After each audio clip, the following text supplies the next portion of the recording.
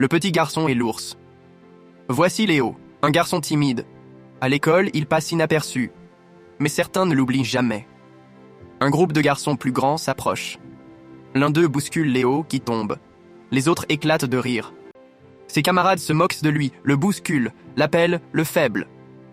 À la maison, il n'est pas le préféré. Lorsqu'il est assis à table avec ses frères et sœurs, ses parents placent devant eux de grandes assiettes bien remplies. Devant Léo, une assiette presque vide. À la maison non plus, il n'avait pas sa place.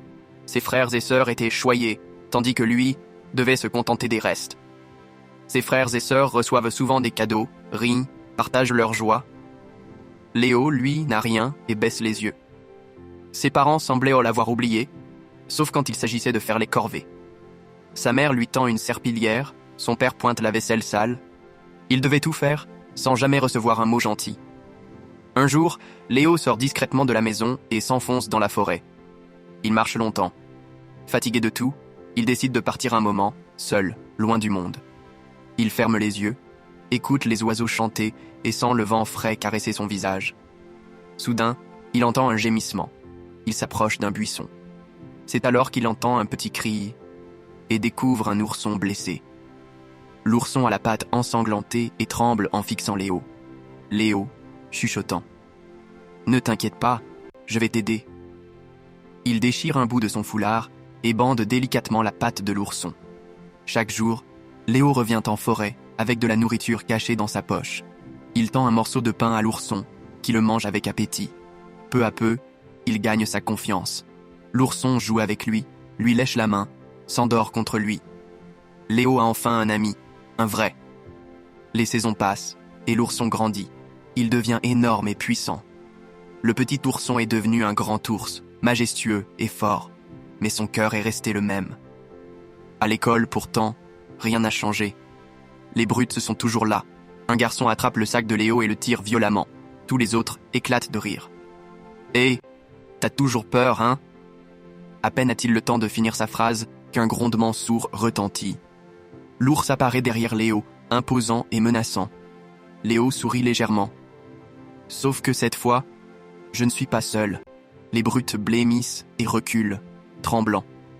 Désormais, Léo marche dans la cour d'école avec confiance, son ours majestueux à ses côtés. Les autres élèves l'observent avec admiration. Tout le monde voulait être à sa place. Il ne passait plus inaperçu. Avec son grand ours à ses côtés, il était devenu l'élève le plus respecté de l'école.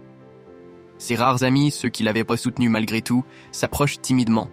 Léo leur sourit et les invite à jouer avec l'ours.